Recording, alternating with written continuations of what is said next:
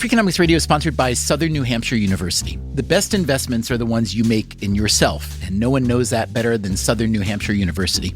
With more than 200 online degree programs, no set class times, and low online tuition, Southern New Hampshire University is built to fit your life today and set you up for success tomorrow. Education is an investment. Why not make it a smart one? Apply for free at snhu.edu/Freakonomics. Freakonomics Radio is sponsored by Hotels.com. Hotels.com gives you access to hundreds of thousands of hotels worldwide. And when you join for free, you can save up to 20% instantly with member prices. Plus, every stay earns rewards. So when you book one trip, you're already lowering the cost of the next one.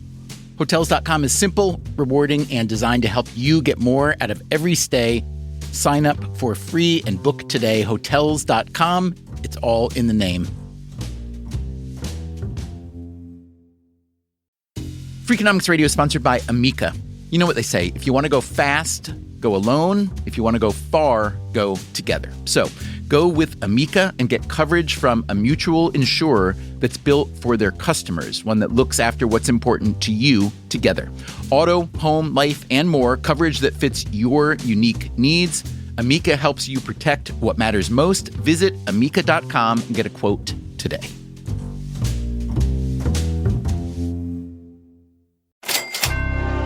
From APM, American Public Media, and WNYC, this is Freakonomics Radio on Marketplace. Here's the host of Marketplace, Kai Ryssdal. Time now for a little Freakonomics Radio. It's that moment every couple of weeks we talk to Stephen Dubner, the co-author of the books and the blog of the same name. The hidden side of everything is what he does. Dubner, welcome back. Hey, Kai, thanks for having me back. All right, man. Last month, we New Yorkers lost a legend, former Congressman and Mayor Ed Koch. Oh, yeah. Now, Koch was unique in a few ways, including the fact that he actively solicited feedback from the public. Just serendipitously, on one occasion, I said, I'm Ed Koch, I'm your congressman. How am I doing? People stopped to tell me, and I knew I was onto something. So, Kai, this got me to thinking about feedback generally. It strikes me that a lot of people say they want feedback, but I'm not so sure they really do, especially if there's a chance it'll be negative feedback. Yeah, no, man. Who wants to be told they're doing something wrong? Forget it. That's probably right. But the fact is that if you really want to get better at something, it's hard to do that without feedback, whether it's your job or a sport or schoolwork.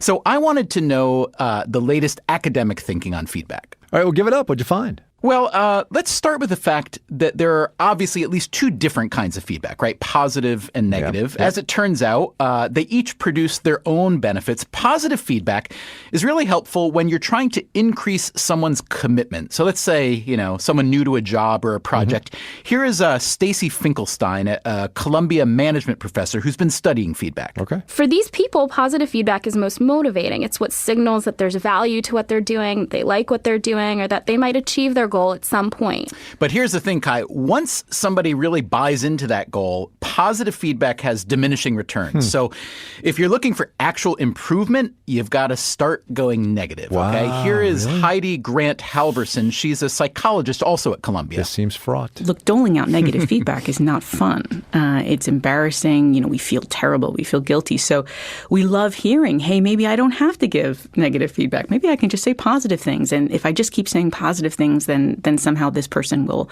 work to their fullest potential and everything will turn out fine. And that just turns out to not be the case. Well, wait, how do you know that's not the case? Okay, so I'll tell you about the research that Stacy Finkelstein and a co-author, Ayelet Fishback at the University of Chicago did. They ran a series of experiments with people in a variety of realms, some novices, some experts. And granted, these are only experiments, but this is the best they could do for now. And they wanted to see how different people handle feedback at different stages of their expertise. And the results argue quite strongly that novices really need the positive feedback, but that experts just start to tune it out. So here's Fishback. The more a person is committed to a goal, the more negative compared with positive feedback will be efficient. But Dubner, people are fragile, man. I mean, you don't want to hurt people's feelings. I come out of the studio and somebody says, man, that interview stunk. That hurts my feelings. Well, I guess there are two ways to look at this. You can either look at trying to make people happy or trying to make people better. If you want to make people happy, well, maybe. Look, if you don't want to get better, that's your prerogative, right? If you do, then it's critical feedback that's going to help get you there. Now, I'm not saying you should eliminate positive feedback or that you should, deliver the negative feedback in a way that makes people weep. Well, give me a for instance here, would you? Oh, I'm so glad you asked, Kai. So, as you know, I'm a really big fan of Marketplace. Yes, I appreciate think you that. do a great job as a host. Yeah, blah, blah, blah. I would like to look at a couple recent examples of your work. I've noticed you're smooth as silk on most domestic matters, but I think that you might want to think about practicing your foreign pronunciations a bit more before you get on the air. Here, listen to this one, Kai. If you want to know where those reactors built like Fukushima, rather, that Alex mentioned, you are so fired. All right, we're going to turn off your microphone. We're done. Stephen Dubner. Hang on, there's another. No, there's the prospect of 250,000 new Romanians, and Bulgarians. What are Romanian Bulgarians? You remember them? Yeah. And here's a little something else I think you could maybe improve on, Kai. This is interesting. This is kind of a trademark phrase of yours, I found. A final thought on the way out, which goes like this. This final note on the way out in which Boris Johnson, the mayor of the city of London. This final note as we leave off today, the end of the beginning, perhaps, at the... I hate you. This final note on the way out today. We did a thing a couple of months ago. You know what? This may well be your final note, pal. Possibly, but before I go, let me just offer this constructive feedback. No, here's the thing. I have nothing against the final note or on the way out, but together, they're just redundant. So what about cutting one of them and just think, Kai, of all the extra time you'll save over the course of a year, maybe enough time to actually run an extra couple of Freakonomics radio segments. Or 5 minutes every 2 weeks that we don't have to have you on. How about that? Would that be all right too? Please, no. Stephen Dubner, Freakonomics.com is his website. We'll see you. I hope maybe. So. I don't know.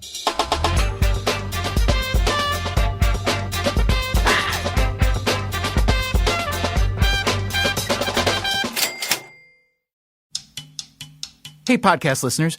Coming up next week on Freakonomics Radio, there ain't no such thing as a free parking spot. It's about the nightmare that parking can be, especially in a place like New York. Unless you're someone like Jamie Drake, who's an interior designer. He's worked for, among many others, Madonna and Mayor Bloomberg. Well, many friends or acquaintances, when you say where you live, first I'll start by, I live at 24th and 11th, And then they sort of, if they know New York, their mind starts to, and they go, you live in the building with the garage. I mean, it is iconic at this point. That's right.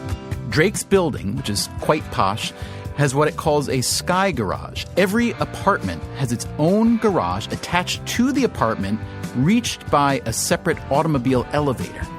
We tested it out. So that's garage exit there. Yeah. You're right, yeah. You drive in from 11th Avenue. All right, so we turned in, and we just pull around. Welcome, call up to wait, the elevator's been called for you. You pull into the garage head first. And we're off. You ascend to your floor. So we don't get a view out of the elevator. The doors open, and you back out into your space. So you drive in straight, and you're backing. Wow. Oh, mama, look at the view. For the rest of us, parking will never be quite so good. But on next week's podcast, you'll hear from some pioneers in the effort to make parking everywhere a little bit better for everybody. Talk to you then.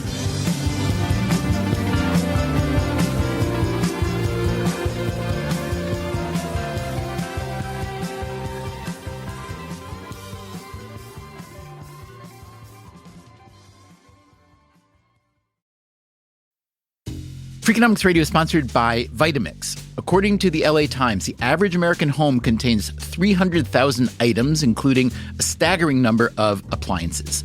All those gadgets, just clutter. But there's one tool that delivers what a dozen others only promise.